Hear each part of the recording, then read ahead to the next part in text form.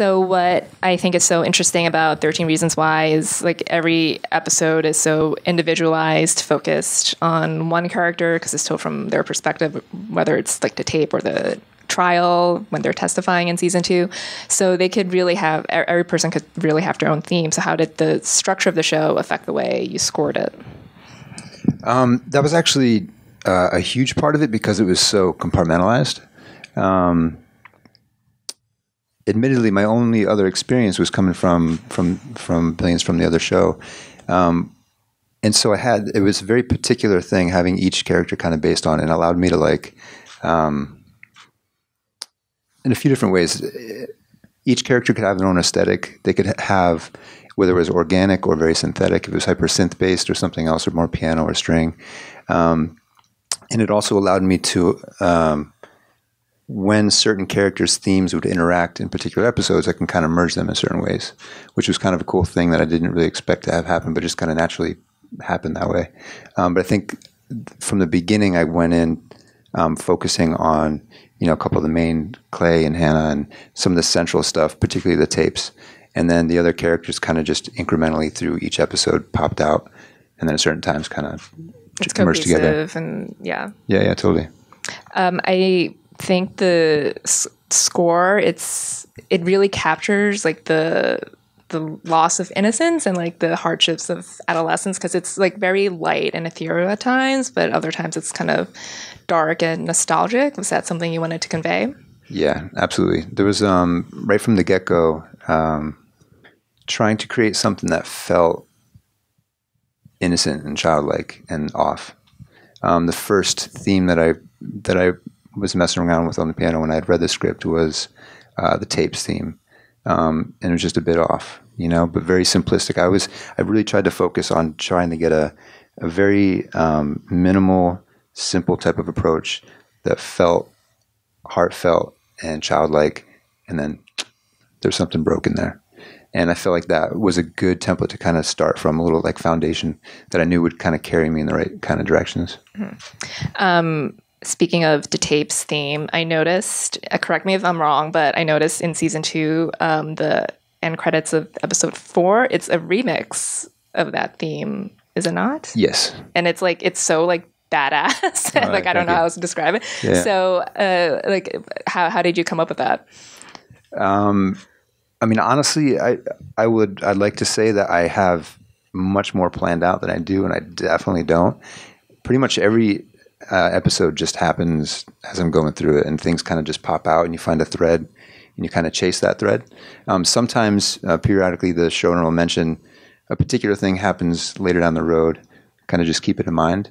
But that was one that literally the showrunner, Brian Yorkie, had just said, take us out on this one, just do something, whatever you feel is best for here. And because Alex is listening to the tape, for some reason, it just made sense to have it feel like had weight to it. So honestly, it was maybe a little selfish, but it felt really good writing it, and it kind of I just followed it. It sounds like one of those like remixes you hear in like a club or something. I was like, it sounds familiar. I was like, I know I've heard this before, and I was like, it hit me like halfway through. I was like, I can't go to the next episode yet. Yeah, totally. That's my background is in a lot of electronic stuff, and from that world and stuff, there's moments throughout the show where I'm able to kind of allow that part of myself to really come out, and that's one of them for sure. In season 1, I think like a lot of the themes and the music was very piano driven, and I noticed in season 2 there were a lot more drums and like percussion, and I thought that fit with the mystery element of it, because we don't know who's sending the Polaroids, like who's leaving all these messages. So was that your goal going into the second season? Yeah, definitely. Peter Gabriel was a big inspiration in terms of the drums. There's like chorus on all the drums, and everything's all reverbed out and everything. But it was definitely that. It was having essentially just a general idea of, okay, it's round 2, up the ante, kind of make it a bit more intense, and the idea of the Polaroids having a particular kind of energy to them, something that was a bit, I don't know if thrillery is the right word, but something in that vein that kind of would pull you into it a bit, which is felt like a good counterpart to the super soft stuff, It's definitely like more menacing. Like there's like a threat, like undercurrent. Yeah, totally. Yeah. And I think honestly, the show is mega heavy, you know, and there's been a lot of discussion about it in different ways, and I feel like that's part of it. Really, I mean, this is real stuff that's happening out there. You know, it's interesting. Any of the main topics that have been talked about in the show,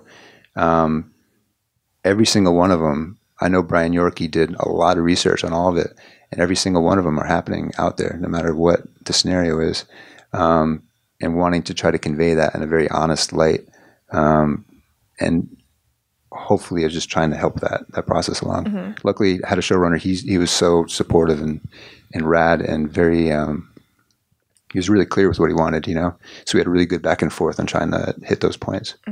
I mean, like you said, it does tackle so many like heavy and serious and timely topics, suicide and sexual assaults and bullying, and the season 2 finale in particular.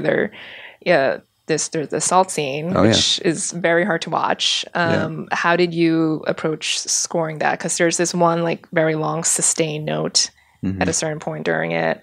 Right. So how did you want to be sensitive to the topic at hand, but also capture the emotion of the scene? The kind of gravity of it. Yeah, totally. I mean, admittedly, before the first season, when I knew even just the idea of rape and something that's real that's happening out there, and I'm fairly new to doing this. The idea of scoring a rape scene just on paper, it's like, okay, that's a interesting thing to kind of approach. You know, how's that going to affect my mind watching a screen, 67 times in a row while I'm like writing music to it, you know? And genuinely, by the time I gotten to the point in the first scene or the first season, I was already so immersed in the characters and I believed in the project that it actually wasn't very intense for me. It was there was weight to it, but I was very committed to like wanting to make it good, you know? And I feel like the same thing happened for the scene that you're talking about. That was really tough to watch. I was also, I guess I can say spoilers, it's already out and everything, right? It's not really a spoiler if you haven't. But male rape is a thing. It's something that happens, and it's something that is rarely talked about and never mind put on screen. And to have a scene like that was so explicit, and it was saying, this happens, particularly in athletic college world. That's a thing. So for me, I just wanted to have the weight of it, and we went back and forth on a couple times about really narrowing the right tone because we didn't want to have it be too much, but we wanted it to feel like it was something that was very heavy and real, while kind of just carrying the scene, but also trying to do it in a really subtle way, but have it still feel super weighty. Yeah, it didn't overwhelm it at all. Yeah. And similarly, in the last scene of the season with the aborted school shooting, it was the initial when Clay like talks down Tyler. Yeah, I was like, what? I was gonna say Devin, but Tyler.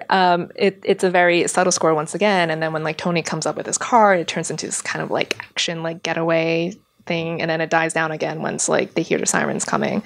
So how did you want to score that scene and capture all the different elements in there? That was actually one we went back. That was a tricky scenario because essentially I had to. It's a maybe 6-minute long cue, something like that. I wrote the music that's happening inside the building inside, and had to make the score play on top of that outside for the scene that was happening.